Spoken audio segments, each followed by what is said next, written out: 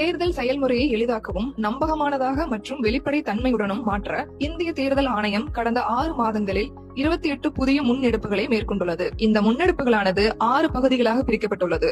அரசியல் கட்சிகளுடனான இணைந்த செயல்பாடுகள், தேர்தல் முறைகளை தூய்மைப்படுத்துதல், தொழில்நுட்பத்தின் பயன்பாடு, வாக்காளர் பட்டியலின் துல்லியம், வாக்களிப்பதை எளிதாக்குதல் மற்றும் திறன் மேம்பாடு ஆகியனவாகும். இந்த காணொலியில் நாம் மின்னணு வாக்குப்பதிவு இயந்திரத்தில் பதிவான வாக்குகளின் எண்ணிக்கை, வாக்குச்சாவடி பதிவேடுகளுடன் பொருந்தாத நிகழ்வுகளில் மேற்கொள்ளப்படும் கட்டாய விவிபேட் எண்ணிக்கை பற்றி பேச போகிறோம். மாதிரி வாக்குப்பதிவு தரவு நீக்கப்படாமல் இருந்தாலோ, மாதிரி வாக்குப்பதிவின் விவிபேட் சீட்டுகள் முழுமையாக அகற்றப்படாமல் இருந்தாலோ, அல்லது ஃபார்ம் 17C உள்ள பதிவுகள் மின்னணு வாக்குப்பதிவு இயந்திரங்களில் உள்ள தரவுகளுடன் பொருந்தவில்லை என்றாலோ விவிபேட் சீட்டுகள் எண்ணுவதை தேர்தல் ஆணையம் கட்டாயமாக்கியுள்ளது. வாக்குகள் எண்ணும் செயல்முறையில் முழுமையாக வெளிப்படைத்தன்மையை உறுதி செய்யும் நோக்கில் தேர்தல் ஆணையம் இந்த முயற்சியை எடுத்துள்ளது.